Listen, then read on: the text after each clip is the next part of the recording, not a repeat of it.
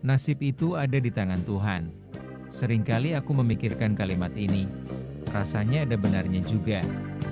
Tapi apakah ini nasib yang digariskan Tuhan? Aku tidak tahu, mungkin lebih tepat ini adalah godaan dari setan. Seperti pagi ini ketika di dalam bus menuju ke kantor, aku duduk di sebelah cewek cantik berjilbab dengan tinggi 150 cm. Umur sekitar 27 tahun, bertubuh sekal dan berkulit putih. Mula-mula aku tidak peduli karena hobiku untuk tidur di bis sangat kuat, namun hobi itu lenyap seketika ketika cewek berjilbab di sebelahku menarik tas di pangkuannya untuk mengambil HP-nya yang berdering. Sepasang tercetak jelas dari rok biru tua panjang nan ketat yang dipakainya. Pemandangan itu cukup menarik sehingga menggugah seleraku menjadi bangkit. Aku lantas mencari akal bagaimana memancing percakapan dan mencari informasi. Sepertinya sudah alamnya ketika kita kepepet seringkali ada ide yang keluar. Saat itu setelah dia selesai menelepon tiba-tiba mulutku sudah meluncur ucapan, "Wah, hobinya sama juga ya." Sejenak dia memandangku bingung, mungkin berpikir orang ini sok akrab banget sih. "Hobi apaan?" tanyanya. "Itu nitip absen," sahutku dan dia tertawa kecil. "Tahu aja kamu. Dasar tukang nguping," sahutnya. Akhirnya obrolan bergulir. Selama percakapan aku tidak menanyakan nama, pekerjaan maupun teleponnya, tapi lebih banyak cerita lucu.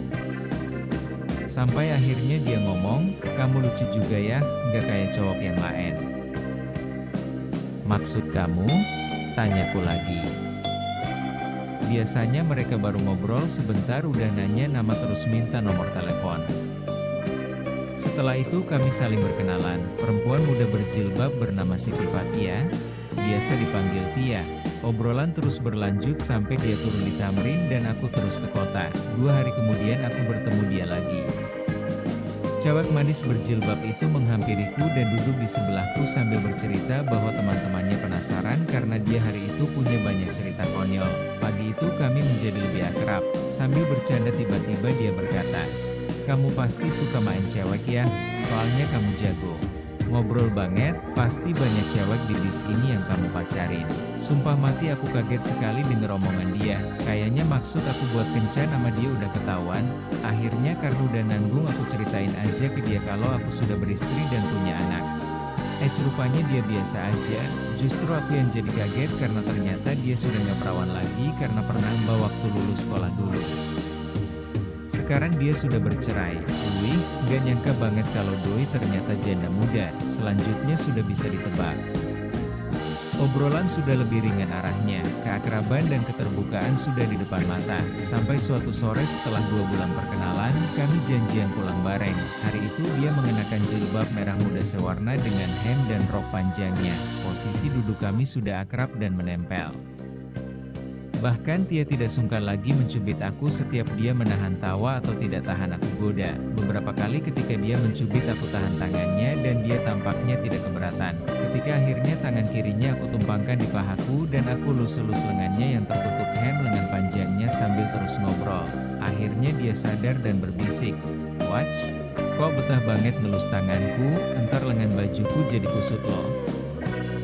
"Habis gemes ngeliat muka manis kamu, apalagi bibir tipis kamu," sahutku sambil nyengir. "Dasar gila kamu," katanya sambil menyubit pahaku.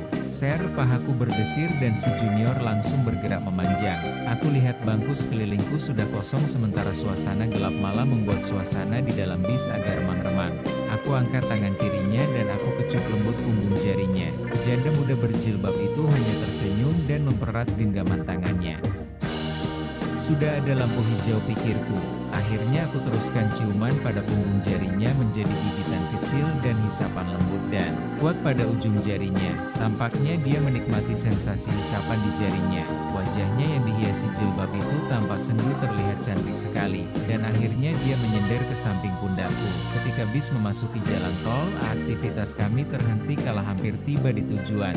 Dan dengan nafas yang masih tersengal-sengal menahan birahi kami merapikan pakaian masing-masing, turun dari bis aku bilang mau antar dia sampai dekat rumahnya. Aku tahu kita bakal melewati pinggir jalan tol, daerah itu sepi dan Aku sudah merencanakan untuk menyalurkan hasratku di daerah itu. Tampaknya janda muda berjilbab itu juga memiliki hasrat yang sama. Ketika berjalan, tangan kiri kuku merangkul sambil mengelus dari luar hem merah muda lengan panjang yang dikenakannya.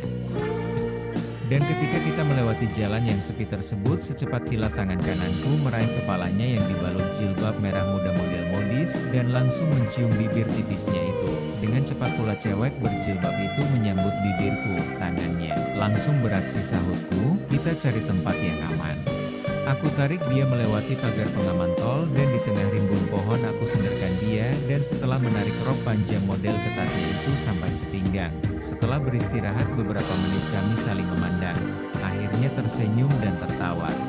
Kamu memang benar-benar gila, tapi jujur aku sangat menyukai bercinta dengan cara seperti ini. Aku belum pernah senikmat ini bercinta. Akunya, hi, sama Don, kataku sambil mengecup bibir sang janda muda berjilbab yang tipis itu sementara mulai mengendur di dalamnya. Setelah itu kami merapikan pakaian masing dan berjanji untuk mengarungi kenikmatan seks ini untuk hari-hari mendatang.